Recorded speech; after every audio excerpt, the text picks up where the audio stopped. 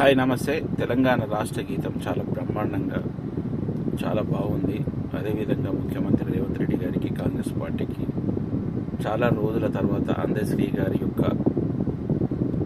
తెలంగాణ ఏ విధంగా ఉండాలి, తెలంగాణ ప్రాంతంలో ఏ విధంగా ఉంటుందని ఒక పాట రూపంలో ఒక రాష్ట్ర గీతాన్ని అందించిన వ్యక్తికి అతను ఆ పాట పాడుతుంటే అతని కళ్ళల్లో కన్నీళ్ళు తిరుగుతూ ఉన్నాయి.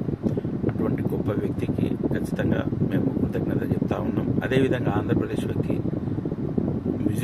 గొప్ప మ్యూజిక్ డైరెక్టర్ కీరవాణి గారికి కూడా ఖచ్చితంగా మేము కృతజ్ఞత చెప్తున్నాం. ఏదో రాజకీయంగా కాకుండా తెలంగాణ రాష్ట్ర గీతాన్ని నిజంగా ఆయన ఎంత లోతుగా ఒక తెలంగాణ బిడ్డ ఏ విధంగా ఆలోచిస్తాడు అని ఆ మ్యూజిక్లో అనిపిస్తూ ఉంది.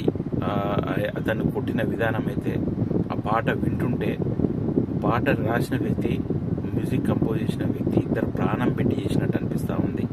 నా తమ్ముడు తెలంగాణలో సురక్షంగా ఉండాలి, నా అక్క చెల్లెలు తెలంగాణను ఆత్మగౌరవంతో బతకాలని ఈ పాట రూపంలో చెప్పిన తీరు అమోఘం.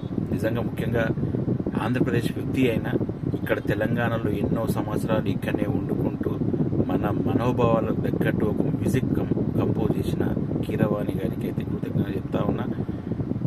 ఐడ్సాబ్ కీరవాణి గారు ఎంతోమంది మనము రాష్ట్రాలుగా విడిపోయినాం. ఎంతోమంది ఉద్యమం జరిగినప్పుడు చెప్పారు, అన్నదమ్ములలాగా విడిపోదాం, మంచిగా కలిసిమెలిసి ఉందామని. ఇప్పుడు అదేవిధంగా రేవంత్ రెడ్డి గారు ఒక ముందు స్టెప్ వేసిండు. రాష్ట్ర గీతానికి ఒక తమ్మునికి ఒక అన్న సంగీతం సమకూర్చిండు. దానిలో పెద్ద తప్పు లేదు. ప్రపంచమే గుర్తించింది మన తెలుగు వ్యక్తిని. తెలంగాణ ప్రజలు ఎందుకు హక్కున చేర్చుకోరు? ఈ రాజకీయాలు ఇటువంటివన్నీ ఎవరు పట్టించుకోరు. అవన్నీ అయిపోయినాయి. మనం తెలంగాణ రాష్ట్రం ఏర్పడ్డది. ఒక తెలంగాణ ఆంధ్రప్రదేశ్ ఒక మంచి అభివృద్ధి దిశగా ప్రయాణించాలని ఒక తెలంగాణ పౌరునిగా నేను కోరుకుంటా ఉన్నా. ముఖ్యంగా రేవంత్ రెడ్డి గారికి కూడా విజ్ఞప్తి చేస్తూ ఉన్నా. ఎక్కడెక్కడ ఒక తెలంగాణ రాష్ట్ర గీతాన్ని అందించినాం, అదేవిధంగా ప్రతి ఒక్క తెలంగాణ ఆత్మగౌరవం నిలబడేటట్టు ఇక్కడ పిల్లలకు ఉద్యోగాలు రావాలి.